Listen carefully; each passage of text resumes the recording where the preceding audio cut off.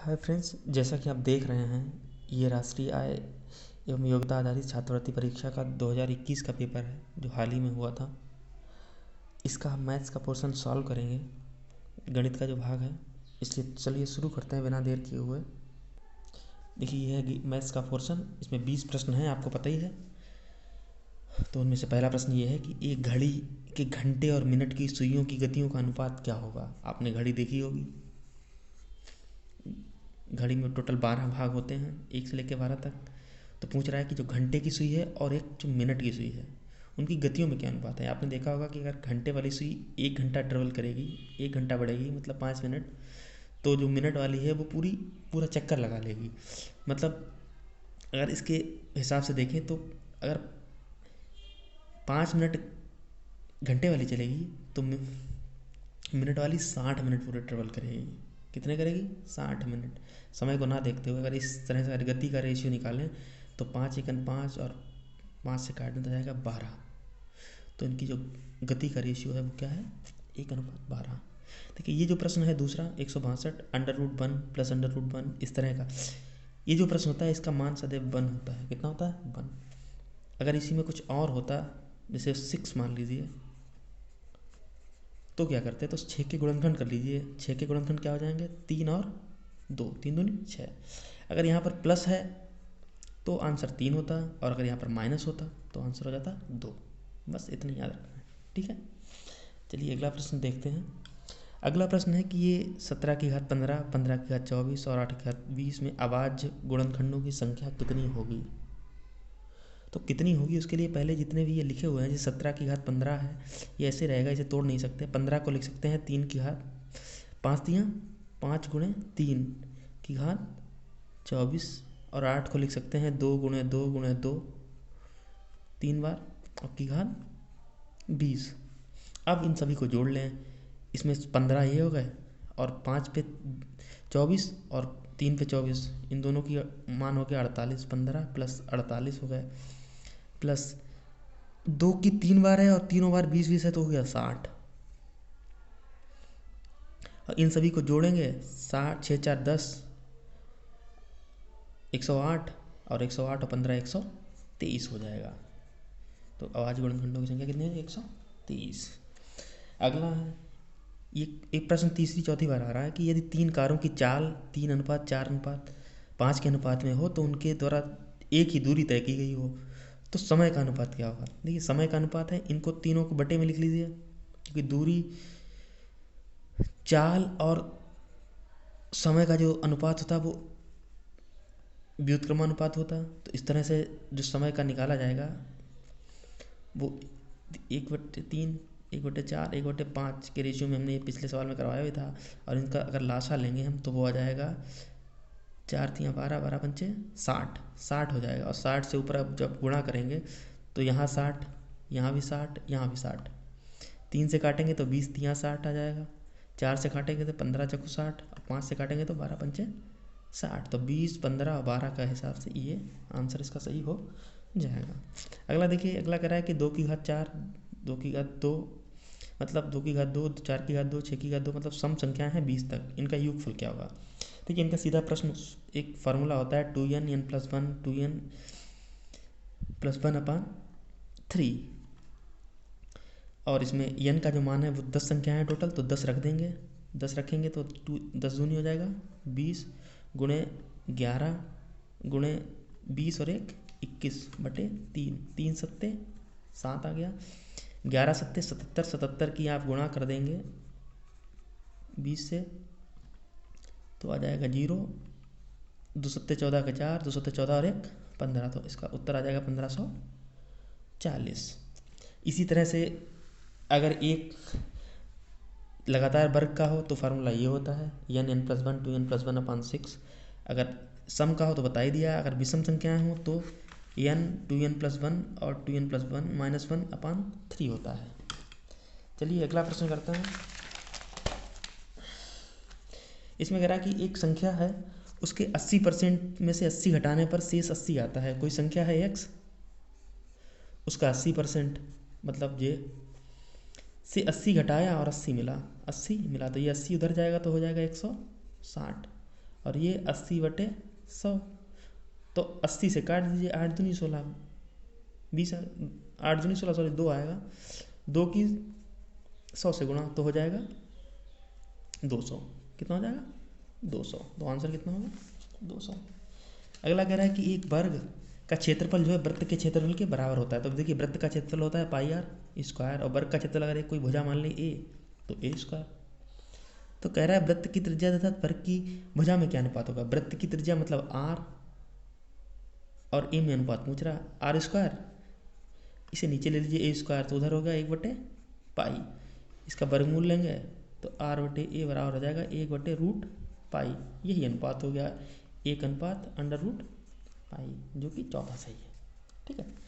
अगला देखिए कह रहा है कि एक किसी समबहुभुज में जिसके बाह्य और अंतःकोणों का अनुपात दिया है 1/3। देखिए बाह्य और अंतःकोण का अनुपात दिया है और इन दोनों को जोड़ना कितना हुआ 3 1 4, और बाह्य अंतःकोण का जो मान होता है योग वो होता है 180, यानी ये x मान ले तो 4x हो गया। अब 4x बराबर हो गया 180, तो x का मान आ जाएगा 45 डिग्री। तो इसका अंतःकोण 45 और बाह्य कोण हो गया 135 डिग्री।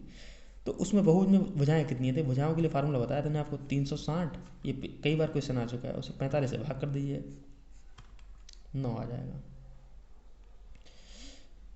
सॉरी 8 आएगा। तो भुजाएं कितनी हुई 8। अगला कह रहा है कि p बराबर x+1/x दिया और मान निकल रहा p - 1/p का मान निकलवा रहा है। अब इस प्रश्न को पूरा सॉल्व करना पड़ेगा। इसे सॉल्व करने का बहुत ही आसान सा तरीका भी है, मैं आपको कॉपी पे करके दिखा रहा हूँ। जैसे देखिए p का मान है x+1/x, इसे ज़रा हल करेंगे तो हो जाएगा x² + 1 ये p का मान हो गया, और 1/p का मान क्या हो जाएगा, इसे पलट दीजिए x/x² + 1। और कह रहा है कि मान किसका निकालना, इसका। देख लीजिए ज़रा x² + 1/x, और इधर x/x² - +1, इसका लासा हो जाएगा x² + 1। इसकी इससे गुणा हो जाएगी, इसकी इससे गुणा होगा, ये तो हो गया x², और इसकी इससे होगी तो x² + 1 का होल स्क्वायर। इसे खोल दीजिए ऊपर वाले होल स्क्वायर को, x4 + 1 + 2x² - x², इसमें a + b का फार्मूला लगाया था हमने, x² + 1। बस आ गया x4, ये 2 प्लस के हैं, ये माइनस का है, तो कितना बचा x² + 1 बटे इसकी गुणा कर दीजिए x³ + x, ये p - 1/p का मान आ गया।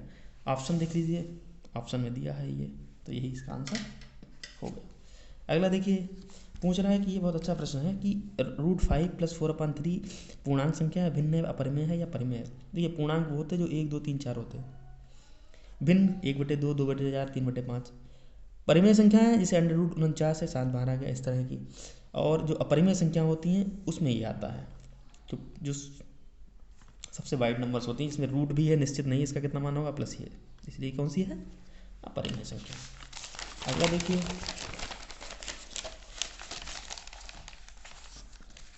जैसे कह रहा है ये द्विघात समीकरण है, इसके मूलों का योग पूछ रहा है। तो मूलों का योग जो होता है, जैसे कोई समीकरण होता है ax² + bx + c, तो मूलों का योग होता है b/-b/a होता है मूलों का योग। इस समीकरण को वैसे ही बदलेंगे तो x एलसीएम ले लिया तो ये हो गया 2x² + 4 = 9, x की इधर गुणा कर दी, और तो ये बन जाएगा समीकरण 2x² - 9x + 4 = 0। तो -b मतलब 9, इसके हिसाब से a मतलब 2, तो माइनस माइनस हो जाएगा प्लस, तो इसका मान आ जाएगा 9/2, और इसका सही उत्तर हुआ ये। ठीक है। अगला कह रहा है कि 1 और 101 के बीच सभी सम संख्याओं का योग। तो 1 से 1 से बीच शुरू करें तो 2 4 6 100 तक हुआ, यही तो सम संख्याएं हैं। और इसमें आप 2 कॉमन ले लें, 2 कॉमन लेंगे तो क्या 1 2 3 50 तक हो गया। और जब अंतर 1 हो तो एक सीधा सूत्र होता है फार्मूला योग का, वो होता है, इससे पहले हमने बताया था n+1/2। तो इसमें संख्या कितनी है 50, तो 50 और 51, 50 × 51/2, और 2 ये बाहर जो कॉमन लिया वो यहाँ रख लीजिए, 2 से 2 गया कट, 50 की 51 से गुणा करेंगे 50 0 0, और 50 की 50 से गुना करेंगे तो आ जाएगा आंसर इसका। गुना कर लीजिए सीधे, 0 आ गया, 5 सेकंड 5 बचा 25, तो आ गया आंसर 25 50। ठीक है, अगला देखिए, ये कह रहा है कि ये 1/3c² 9c - 9 के गुणनखंड करने हैं। इसके भी गुणनखंड वैसे ही करने होंगे हमें। कहते हैं इसकी और इसकी गुणा करें, 1/3 की 9 से करेंगे तो आ जाएगा 3, और 3 जो आएगा उसकी ऐसी गुणा करनी है। 3 के ऐसे गुणनखंड करने हैं कि गुणा तो हो 2, गुणा तो हो 3, और घट के कितना है, तो बस यहीं पे कर लीजिए 1/3c² माइनस का 3c, अंदर जाएगा प्लस का हो जाएगा -9 बराबर 0। इसमें दोनों में क्या कॉमन है, यहाँ कॉमन है c, 1/3 c माइनस का 3 आ गया, और इसमें क्या कॉमन लेंगे, जैसे एक जैसा बन जाए इसके लिए हम इसमें कॉमन ले लेंगे 3, तो अंदर हो जाएगा c - 3, और इस पूरे को कॉमन जब लेंगे तो 1/3c - 3, और c माइनस है यहाँ पर c + 3, यहाँ पर प्लस का आएगा कॉमन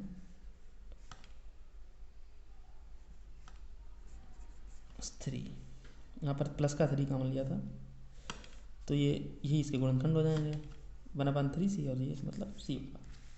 ये प्रश्न थोड़ा सा लेंथी है। देखिए ये क्वेश्चन बहुत अच्छा है। यदि पिता अपने पुत्र की आयु से 7 गुना है, पिता जो है पुत्र की आयु से कितना है, अगर पुत्र की आयु 1 साल है तो पिता की 7 साल हुई।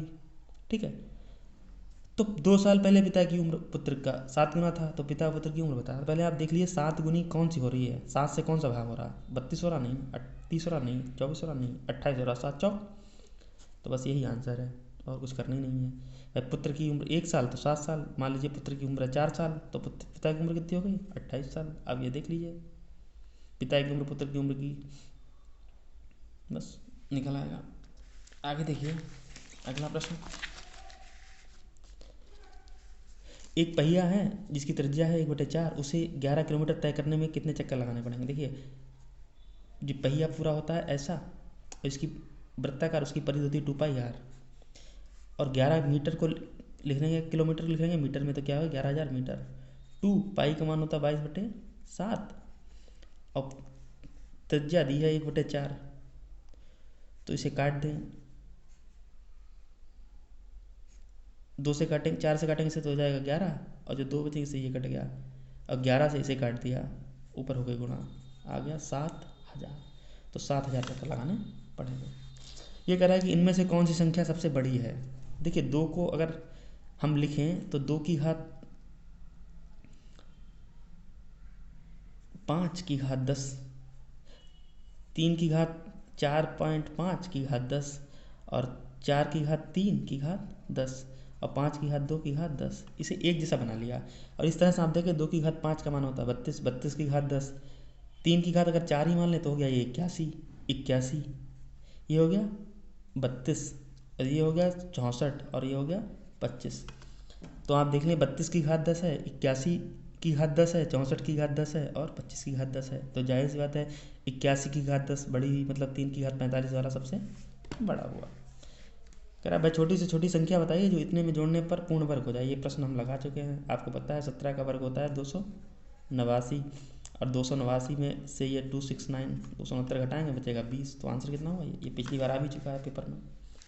इसमें कह रहा है कि इसका मान निकालना है, इसमें x का मान निकालना है। ठीक है, इसमें इसे 3 की घात 2 ये लिख सकते हैं, बराबर 2 की घात 5 का मतलब होता है 32, और 32 में से 5 के बचे 27, 27 को लिख सकते हैं 3 की घात 3, और यहाँ 3 की घात कितनी है, अंदर गुणा कर दीजिए 4x - 2, आधार बराबर है, तो 4x - 2 बराबर हो गया 3, उधर चला गया 4x बराबर हो गया 5, तो x का मान कितना आ गया 5/4, यानी ये वाला सही है। देखिए ये प्रश्न आया है, ये देखने में बड़ा है लेकिन है बहुत आसान। हमने आपको बताया था अगर x का घात माइनस बने इसका मतलब हुआ 1/x, ठीक, और 1/x लिखा है, इसकी घात लिखी है -1, तो इसका मतलब हो गया x, तो ठीक है। तो -1/3 का मान कितना हो गया 3, और -1/4 की घात 1 का मतलब हो गया 4, और इस पूरे की घात अभी -1 है, तो -1 बचा, -1 की घात -1, -1 की और -1 ही रहेगा। आंसर कितना हो गया? -1। ठीक है। और इसका ये लास्ट क्वेश्चन है इस पेपर का, वो है ये कि